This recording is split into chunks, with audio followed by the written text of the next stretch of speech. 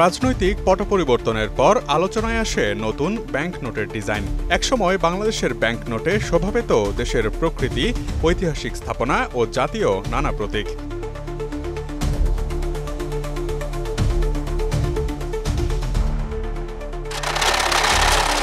কিন্তু আওয়ামী লীগ সরকার ক্ষমতায় এসে তাতে সংযুক্ত করে শেখ মুজিবুর রহমানের প্রতিকৃতি। তার পরিবর্তে আগের থিমেটিক ডিজাইনেই ফিরে যাওয়ার দাবি উঠতে থাকে রাজনৈতিক পালাবদলের পর থেকে। যদিও এখনও নতুন কোনো ডিজাইনের ব্যাংক নোট বাজারে ছাড়া ও পুরনো নোট বাজার থেকে তুলে নেয়ার ব্যাপারে আনুষ্ঠানিক কোনো ঘোষণা আসেনি কেন্দ্রীয় ব্যাংকের কাছ থেকে।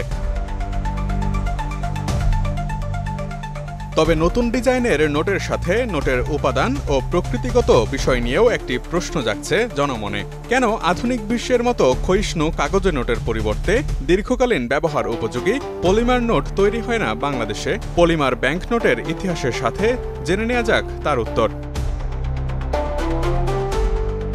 বাংলাদেশের এই ব্যাংক নোটটির কথা অনেকেরই মনে থাকার কথা। 2000 সালে বাংলাদেশের বাজারে আসা 10 টাকার এই নোটটি ছিল বাংলাদেশের একমাত্র পলিমার নোট। তবে পরবর্তীকালে এটি আর বাজারে আসেনি। কাগজের নোটের চেয়ে বেশি টেকসই ও নিরাপদ ধরা হয় পলিমার নোটকে। মূলত জালিয়াতি বন্ধ করার জন্য এই ধারণা নিয়ে আসেন একদল গবেষক। LME সার্টিফাইড বিশ্বসেরা কপারে তৈরি ওয়ালটন কেবলস, যা আপনার স্থাপনাকে রাখবে সব সময় নিরাপদ। 1966 সালে অস্ট্রেলিয়ান ডলার প্রবর্তনের 1 বছরের মধ্যেই $10 অসংখ্য জাল নোট দেশটির বাজারে চলে আসে। ফ্রান্সিস প্যাপওর্থ ও জেফ্রি মাটন এই জালিয়াতির মূল হোতা ছিলেন। প্রায় $8 লক্ষ জাল নোট বের হয় তাদের মাধ্যমে। জাল নোটের ছড়িয়ে পড়া ঠেকাতে তখন নেওয়া হয় একটি প্রকল্প। 20 বছর যাবৎ গবেষণার পর 1988 সালে অস্ট্রেলিয়া বাজারে আনে প্রথম পলিমার ব্যাংক নোট। বাংলাদেশের 10 টাকার পলিমারের নোটটিও অস্ট্রেলিয়া থেকে ছাপানো হয়েছিল বলে জানা যায়। ইউরোপীয় ইউনিয়নের ইউরো, ব্রিটিশ পাউন্ড, কানাডা ও অস্ট্রেলিয়ান ডলার ছাড়াও বিশ্বের বহু দেশ তাদের ব্যাংক নোট হিসেবে পলিমার নোট ব্যবহার করে থাকে। পলিমার নোটগুলো মূলত সিনথেটিক পলিমার, যেমন বাইএক্সালি ওরিয়েন্টেড পলিপ্রোপিলিন থেকে তৈরি করা হয়, যা দীর্ঘস্থায়ী, অধিক ক্ষয় প্রতিরোধী এবং যা পানিতেও ভেজে না। টেকসই এই নোটে 3 স্তরে গতানুগতিক কাগজে নোটের চেয়ে বেশি নিরাপত্তাসূচক বৈশিষ্ট্য থাকে, যার কারণে এর জাল নোট বের করাও বেশ কঠিন।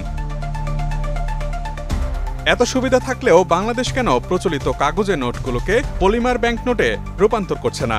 পলিমার নোটে বেশ কিছু সুবিধার পাশাপাশি রয়েছে কিছু অসুবিধাও। তার মধ্যে রয়েছে তৈরির ব্যয় ও প্রযুক্তিগত আধুনিকায়ন, পরিবেশগত সুরক্ষার দিক ও ব্যবহারকারীদের নোট ভাঁজ করে রাখার প্রবণতা।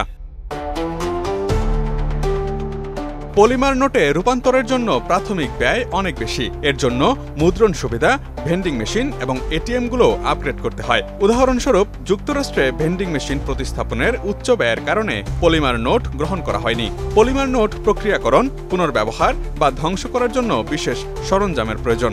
অনেক দেশে এই ধরনের অবকাঠামোর অভাব থাকতে পারে, যার কারণে নোটগুলো মেয়াদ উত্তীর্ণ হবার পর তা পরিবেশের সাথে মিশতে গিয়ে প্রতিবন্ধকতা তৈরি করতে পারে।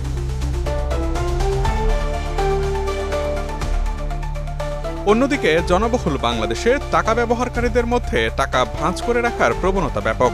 দিনের পর দিন পলিমার নোটগুলো ভাঁজ করে রাখা হলে ভাঁজকৃত স্থান থেকে কালি মুছে যায় এবং চিট ধরে যাওয়ার উপক্রম হয়। এমনটি জানিয়েছেন বাংলাদেশের টাকা ছাপানোর একমাত্র প্রতিষ্ঠান দ্য সিকিউরিটি প্রিন্টিং কর্পোরেশনের একজন ঊর্ধ্বতন কর্মকর্তা। একই সাথে অযত্ন অবহেলায় বাংলাদেশের টাকা বিভিন্ন শ্রেণী পেশার মানুষের মাধ্যমে অতিরিক্ত হাতবদলের কারণে পলিমার নোট তার মুদ্রণগত বিশেষত্ব হারায়। এসব কারণে বাংলাদেশে বাস্তব প্রেক্ষাপট বিবেচনায় পলিমার নোট স্থায়িত্ব লাভ করতে পারেনি। Imtiaz Alam, ATN news.